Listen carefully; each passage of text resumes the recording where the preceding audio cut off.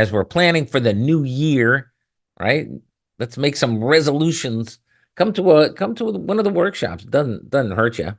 I understand that it's difficult to, of course, difficult to deal with some of these issues. Difficult to say, oh, I'm going to go to, what's that going to be like? That's very reasonable question. What's it going to be like? Because let's face it, most folks don't go to see lawyers very often. Why would you? Unless unless something bad is happening. Well, this isn't bad stuff happening. This is good stuff happening because what we're doing is recognizing reality, right? We're going to make sure that the things that you've done throughout your lifetime continue to bear fruit. That's the point. You've done good things throughout your lifetime. Why shouldn't that continue for the rest of your life? That's I don't know how many times I can say it, but the primary goal here is to make sure that you are okay, that your spouse, if you have one, that your spouse is okay. There are way too many people out there who spouse has dementia, whatever, they become impoverished. Their whole look, this is not an untypical situation.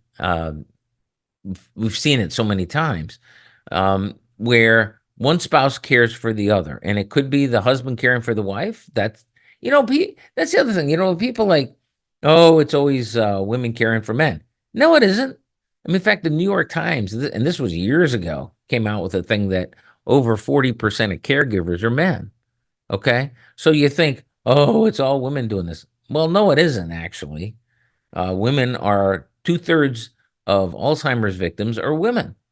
Okay. Why? Well, I think part of it is because they live long enough to get it. That's part of it, right?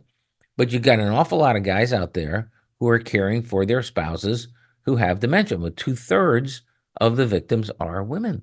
I mean, who do you think's caring for them? I mean, the husbands aren't all running off to Miami Beach. I promise you that. They're caring for their spouses. So it's not. Don't be thinking that this is a man woman thing, because it isn't. There's so many guys, and yeah, sure, guys die first. Get it. Most of the time that does happen. Yeah, that's true. So they're not around. But see, here's the thing: how bad is it? Where we've got the spouse, the husband, let's say, and with older people, the traditional pattern tends to hold quite a bit. Not all the time, I'm not saying that, but frequently, where, say, for example, the IRA or the 401k is primarily in the husband's name, right? The wife may have some, but it's primarily in the guy's name. Well, before you'll get help with the long-term care, that IRA has got to be gone. Can't be in his name anymore. All right. Or within a year. Same difference. Okay. So then what? I mean, that's your backup money. That's your safety money. That's your security money. Yeah, you got Social Security. Yeah. And they'll never take that away. Stop worrying about it. That's not going to happen. Right. But so you get your Social Security, but you only get one of them. You get the highest one. One spouse dies, you get the other one's Social Security. That's how it works. All right. If they wind up on long-term care, then you've got a whole nother thing about worrying about what their income is like and making sure that gets, that the spouse at home gets as much as possible. Okay. And then you've got the whole, like I say, you get the whole IRA issue, right? Because until that thing is drained, right, that person's not going to qualify for the Medicaid, which is how we pay for long-term care. That's just the way it is.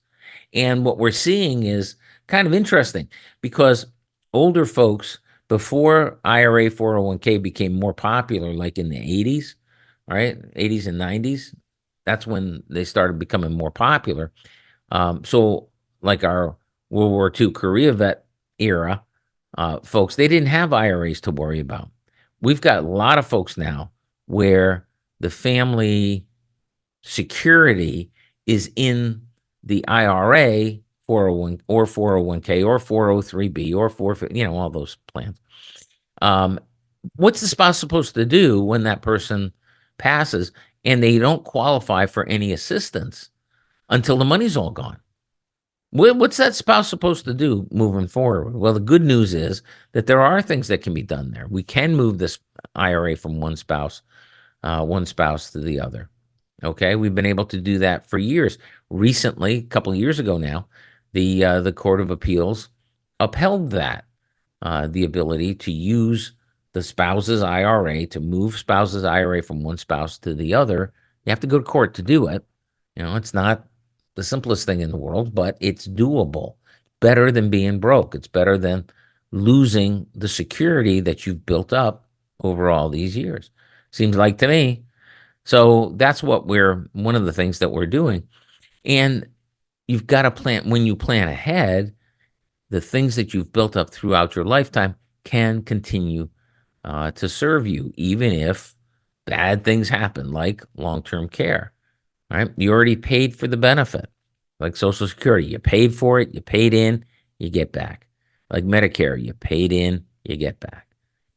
Same way with Medicaid. You pay in, oh, I'm sorry, you don't get anything back until you're flat, busted, broke, and your spouse is clipping coupons, and living on cat food.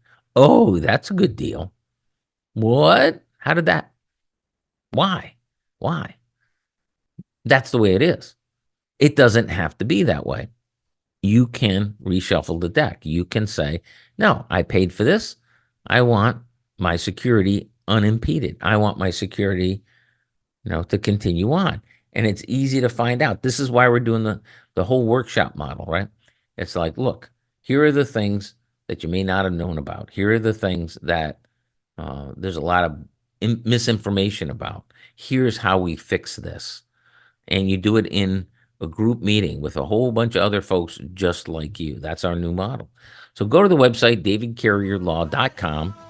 Right? Give us a call at the office, 361-8400. At the office, 616-361-8400. Come to a workshop.